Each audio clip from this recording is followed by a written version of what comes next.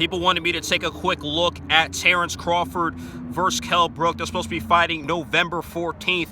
I look at Terence Crawford, 36-0, 27 knockouts against a guy in Kell Brook who's only lost one fight at welterweight, and that was to Errol Spence Jr., the fight everybody wants to see. Errol Spence Jr. against Terence Crawford. And the other loss he had was moving up 2 weight classes to fight Triple G, who at the time was undefeated, who at the time was the biggest puncher in boxing. So when I put things in perspective, I don't believe Kell Brook is that same guy he was when he dominated the welterweight division, undefeated at one point. He's 34 years old now, but this isn't a bad fight for Terence Crawford. He's fighting a guy, a British guy who's a big name, who people in the public will say, you know what, this is okay for 2020 because of there being no fans, because of the pandemic. Until things get back to normal, I think this is a smart move for Bob Arum, matching him up with Kell Brook.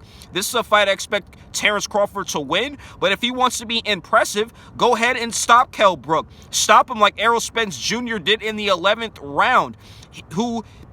Look, if he could become the second guy in the welterweight division to knock out Kell Brook, that will be a plus. Do it within 11 rounds. If he could do that, then I'd be impressed. I'm pretty sure the boxing world will be impressed. I want to see what Terence Crawford looks like against Kell Brook. It should be a decent fight. It should be a fight that many fans want to see. We know they want the big one in Errol Spence Jr. and Terence Crawford. That's a super fight, and that should happen in 2021. Excited to see how Terence Crawford, who's a man of many things, a man that doesn't just beat you one way. He has different ways to dissect you. He can go to the head, he can go to the body, he could be a counter puncher. So saying all that, I want to see what he could do against Kell Brook in crunch time. Can he finish him within 11 rounds? We'll see.